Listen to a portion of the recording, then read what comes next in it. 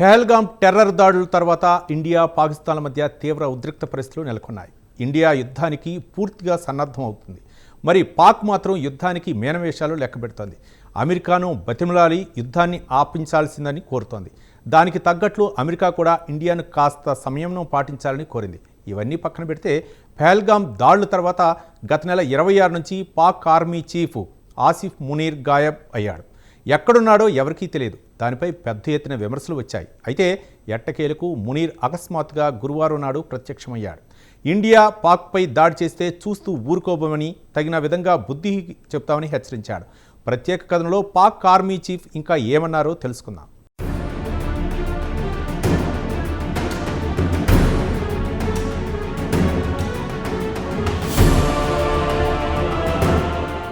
పహల్గామ్లో గత నెల 22న 26 మంది ఇండియన్ టూరిస్టులను పాక్ టెర్రరిస్టులు దారుణంగా కాల్చి చంపారు. దీంతో యావత్ దేశం భగ్గుమంది. వెంటనే ప్రతీకారం తీర్చుకోవాలని మోదీ ప్రభుత్వాన్ని యావత్ దేశం కోరింది. దీనికి తగ్గట్టు మోదీ సర్కార్ తక్షణమే స్పందించింది. పాక్కు గుణపాఠం చెప్పాలని ఇండియన్ ఆర్మీ, నేవీ, ఎయిర్ ఫోర్స్కు ఆదేశాలు జారీ చేశారు. ప్రస్తుతం ఇండియన్ ఆర్మీ త్రివిధ దళాలు పాక్ సరిహద్దు వద్ద అవకాశం కోసం ఎదురు చూస్తున్నాయి. ఆదేశాలు అందిన వెంటనే పాక్పై ముప్పేట దాడికి రంగం సిద్ధం చేసుకున్నాయి. తాజా పరిణామాల నేపథ్యంలో పాక్ ప్రజలతో పాటు పాక్ ఆర్మీ కూడా భయంతో వణికిపోతోంది. ఇండియాతో యుద్ధం చేయలేమని ఆర్మీకి కూడా ఓ నిర్ణయానికి వచ్చింది. అమెరికాను బతిమాలి ఇండియా దాడుల నుంచి కాపాడాలని ట్రంప్ సర్కార్ను వేడుకుంది షరీఫ్ సర్కార్. ఇదిలా ఉంటే పెద్ద పెద్ద ప్రగల్భాలు పలికిన పాక్ ఆర్మీ చీఫ్ ఈ నెల 26 నుంచి బహిరంగంగా కనిపించడం మానేశాడు. రహస్య ప్రదేశంలో దాక్కున్నాడన్న వార్తలొచ్చాయి.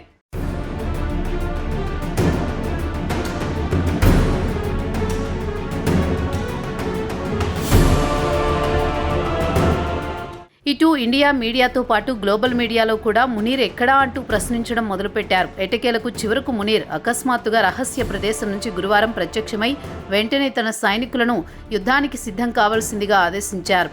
ఆయన రహస్య ప్రదేశం నుంచి బయటకు రాగానే ఇండియా ఆర్మీపై తన అక్కసును వెళ్లగక్కాడు.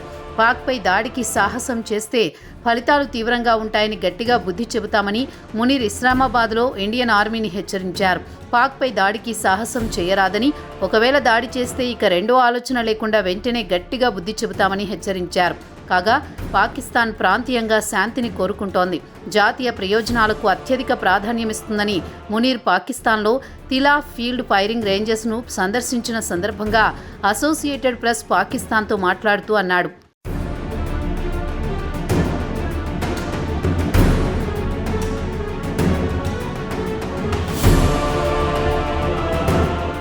ఇక మునీర్ పాకిస్తాన్లో వివిధ దళాలను యుద్ధానికి సిద్ధం చేస్తున్నాడు. స్థానిక యూనిట్లతో చర్చలు జరుపుతున్నారు. అడ్వాన్స్ వెపనరీ పరిశీలించారు. యుద్ధరంగంలో ఆ ఆయుధాలు పనికి వస్తాయా లేదా అని అధ్యయనం చేస్తున్నారని పాకిస్తాన్కు చెందిన ఇంటర్ సర్వీసెస్ పబ్లిక్ రిలేషన్స్ వెల్లడించింది. కాగా మునీర్ పాక్ ఆర్మీకి చెందిన వివిధ దళాలతో భేటీ కావడంతో మల్టీ రోల్ ఫైటర్ జెట్స్ ఎలా పనిచేస్తున్నాయో, లాంగ్ రేంజీ ఆర్టిలరీతో పాటు అటాక్ హెలికాప్టర్స్ను, న్యూ ఫీల్డ్ ఇంజనీరింగ్ సామర్థ్యాన్ని అధ్యయనం చేశారు. ఒకవేళ యుద్ధం ముంచుకు వస్తే ఎలాంటి వ్యూహాలు రచించాలో ఇక్కడ అధ్యయనం చేశారు. ఇదిలా ఉండగా ఇటు ఇండియా, పాకిస్తాన్ల మధ్య స్వాతంత్ర్యం వచ్చినప్పటి నుంచి ఇరు దేశాల మధ్య పలుమార్లు యుద్ధం జరిగింది. కాగా ఇప్పటికీ జరిగిన యుద్ధాల్లో ఒక్కటంటే ఒక్క యుద్ధం పాకిస్తాన్ గెలవలేకపోయింది. అయినా ఇండియాను తరచూ రెచ్చగొడుతూ ఉంటుంది. గత నెల 22న కశ్మీర్లో పహల్గామ్లో 25 మంది హిందువులను కాల్చి చంపింది. అటు తర్వాత ఇరు దేశాల మధ్య తీవ్ర ఉద్రిక్తతలు నెలకొన్నాయి. దౌత్య సంబంధాలు పూర్తిగా దెబ్బతిన్నాయి. తాజా పరిణామాల మధ్య అమెరికా ఇండియా పాకిస్తాన్లను సంయమనం పాటించాలని కోరింది. చర్చల ద్వారా సమస్యను పరిష్కరించుకోవాలని అమెరికా ఇండియాకు సూచించింది. ఇదిలా ఉండగా పాకిస్తాన్ మంత్రి అతావుల్లా తరార్ తెల్లవారుజామున 2 గంటలకు మీడియా సమావేశం ఏర్పాటు చేసి వచ్చే 36 గంటల్లో ఇండియా తమపై దాడులు చేస్తుందని, తనకు పక్కా సమాచారం ఉందని ఆందోళన వ్యక్తం చేశాడు. దీన్ని బట్టి చూస్తే పాక్ భయంతో వణికిపోతోందని తెలుస్తోంది. అయినా మేకపోతు గాంభీర్యం ప్రదర్శిస్తోంది.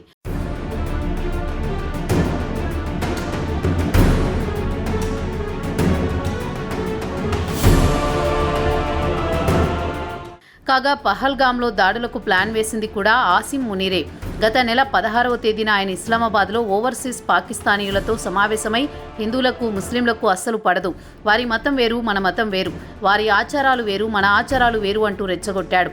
అంతేనా, ఈ విషయం విదేశాల్లో ఉన్న మీ పిల్లలకు కూడా వివరించి చెప్పాలని ఓవర్సీస్ పాకిస్తానీయులకు సూచించాడు.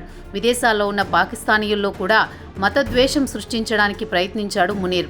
గత నెల 16న మునీర్ హిందువులపై విషం గక్కుతూ ప్రసంగం చేసిన 6 రోజుల్లోనే పహల్గామ్లో టెర్రర్ దాడులు జరిగాయి. వేసవి సెలవులకు దేశంలోని ఇతర ప్రాంతాల నుంచి వచ్చిన వారిని, ముఖ్యంగా హిందువులను పేరు అడిగి ప్యాంటు విప్పి సుంతీ చేసుకున్నారా లేదా అని చూసిన తర్వాత అత్యంత సమీపం నుంచే కాల్చి చంపారు పాక్ టెర్రరిస్టులు. దీనికి ప్లానింగ్ అంతా పాకిస్తాన్ నుంచే జరిగింది. అది కూడా అసీం మునీర్కు తెలిసే ఈ టెర్రర్ దాడులు జరిగాయి. అదే సమయంలో పాక్ ప్రధానమంత్రి ఉద్దేశపూర్వకంగా తుర్కియాకు బయలుదేరి వెళ్లిపోయారు.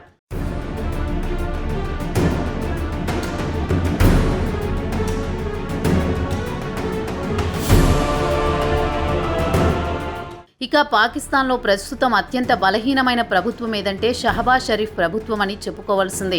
దేశాన్ని నడిపించేది మాత్రం ఆర్మీ చీఫ్ కాగా షరీఫ్కు ధైర్యంగా నిర్ణయాలు తీసుకునేంత సీన్ లేదు. ఇక మునీర్ కూడా ఇంటా బయట సమస్యలతో సతమతమవుతున్నాడు. పాకిస్తాన్లో అత్యంత ప్రజాదరణ కలిగిన నాయకుడు ఇమ్రాన్ ఖాన్ను జైల్లో పెట్టాడు. ఆయనపై లెక్కలేనన్ని కేసులు పెట్టి కోర్టు బెయిల్ ఇచ్చినా బయటికి రాకుండా అడ్డుకుంటున్నాడు మునీర్. పాకిస్తాన్కు పొరుగున ఉన్న ఆఫ్ఘనిస్తాన్ను తీసుకుంటే ప్రస్తుతం తాలిబాన్లకు పాక్ ప్రభుత్వానికి సంబంధాలు దారుణంగా దెబ్బతిన్నాయి. అదే సమయంలో పాక్కు చెందిన మరో టెర్రర్ గ్రూపు తెహ్రీక్-ఏ-తాలిబాన్ పాకిస్తాన్ పాక్ ప్రభుత్వంపై యుద్ధం ప్రకటించింది. ఇదిలా ఉండగా ఖైబర్ పఖ్తూన్ఖ్వా, బలోచిస్తాన్తో పాటు పాక్ ఆక్రమిత కశ్మీర్లో పరిస్థితులు రోజురోజుకు దిగజారిపోతున్నాయి. ప్రజలు రోడ్డెక్కి పాక్ ప్రభుత్వంపై తిరుగుబాటు చేస్తున్నారు. పాక్ నుంచి విడిపోతామని రోజు నిరసనలు, బందులు, కాల్పులు జరుపుతున్నారు. ఇక పాక్ ఆర్థిక పరిస్థితి చూస్తే ఏడాది అక్కడి జీడీపీ అతి తక్కువ 2.7% పరిమితమయ్యే అవకాశాలు కనిపిస్తున్నాయని పాక్ సెంట్రల్ బ్యాంక్ ప్రకటించింది. కాగా సంస్కరణల ఫలాలను ప్రజలకు అందించడంలో మునీర్ ఘోరంగా విఫలమయ్యాడు. ఇక అంతర్జాతీయంగా కూడా పాకిస్తాన్ ఏకాకి అవుతోంది. ఇండియాపై తరచూ టెర్రర్ దాడులు చేయడం పట్ల యావత్ ప్రపంచం పాకిస్తాన్ను అనుమానంతోనే చూస్తోంది. ఇండియాకు సంఘీభావం ప్రకటిస్తున్నాయి.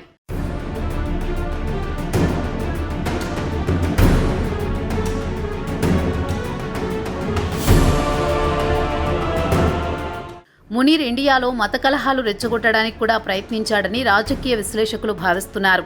ఈ మధ్యన ఆయన 2 నేషన్ థియరీ అంటూ పెద్ద ఎత్తున ప్రసంగాలు చేస్తున్నాడు. స్వాతంత్ర్యానికి ముందు మహమ్మద్ అలీ జిన్నా 2 నేషన్ థియరీ తెరపైకి తెచ్చాడు. హిందువులతో ముస్లింలు ఉండలేరని, తమకు ప్రత్యేక దేశం కావాలని బ్రిటిష్ వారితో పాటు గాంధీతో పట్టుబట్టి సాధించుకున్నారు. ఇక తాజాగా మునీర్ కూడా 2 నేషన్ థియరీ అంటూ ఊకదంపుడు ఉపన్యాసాలు చేస్తూ రెచ్చగొడుతున్నాడు. అయితే పహల్గామ్లో హిందువులను లక్ష్యంగా చేసుకుని ఊచకోత కోస్తే ఇండియాలో మత కలహాలు జరుగుతాయని మునీర్ లెక్కలేసుకున్నాడు. తీరా చూస్తే ఇండియాలో మత కలహాలు కాదు కదా, పాకిస్తాన్ ముస్లింలపై ఇండియన్ ముస్లింలు శాపనార్థాలు పెడుతున్నారు. పాక్పై దండయాత్రకు తాము సిద్ధమేనంటూ సంఘీభావం తెలుపుతున్నారు. చివరకు మునీర్ ఈ పాచికి కూడా పారలేదు.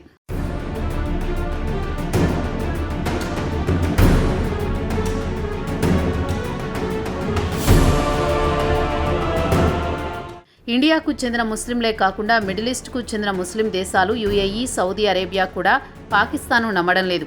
ఇండియాకు దగ్గరవుతున్నాయి. ఇక పాకిస్తాన్కు అండగా నిలిచేది మాత్రం కేవలం చైనా, తుర్కియా, పాలస్తీనాకు చెందిన హమాస్ టెర్రరిస్టులు మాత్రమే. ఇక టర్కీ, చైనా విషయానికొస్తే ఇరు దేశాలు తమ స్వార్థ ప్రయోజనాలకు మాత్రమే స్నేహహస్తం అందిస్తున్నాయి. చైనా పాకిస్తాన్లో బిలియన్ల కొద్దీ డాలర్లు పెట్టుబడులు పెట్టి ప్రాజెక్టులు నిర్మిస్తోంది. అది కాకుండా పెద్ద ఎత్తున ఆర్థిక సాయం చేస్తోంది. ఒకవేళ తీసుకున్న అప్పు ఇవ్వలేదంటే చైనా పాకిస్తాన్ భూభాగాన్ని కబలించినా ఆశ్చర్యపోవాల్సిన పనిలేదు. ఇక తుర్కియా విషయానికొస్తే ప్రెసిడెంట్ ఎర్డోగావ్ దేశంలో పలు సమస్యలతో సతమతమవుతున్నాడు. ప్రతిపక్ష నాయకులను జైల్లో పెట్టించాడు. దీంతో అక్కడి ప్రజలు ఆయన ప్రభుత్వంపై తిరుగుబాటు చేస్తున్నారు. ఇక ఎర్దోగావ్ ప్రధాన లక్ష్యం ముస్లిం దేశాల్లో పెద్దన్న పాత్ర పోషించాలని కలలు కంటున్నాడు. అందుకే పాక్కు స్నేహస్తం అందిస్తున్నాడు. కళ్ళు తెరవాల్సింది పాక్ ప్రజలే. పాక్ ప్రతిపక్షం భారత్తో యుద్ధానికి దిగితే మేలు కంటే కీడు జరుగుతుంది. షరీఫ్తో పాటు మునీర్కు వ్యతిరేకంగా ఒత్తిడి పెంచితే తప్ప పాకిస్తాన్ బతికి బట్టగట్టే అవకాశాలు లేవంటున్నారు పొలిటికల్ అనలిస్టులు.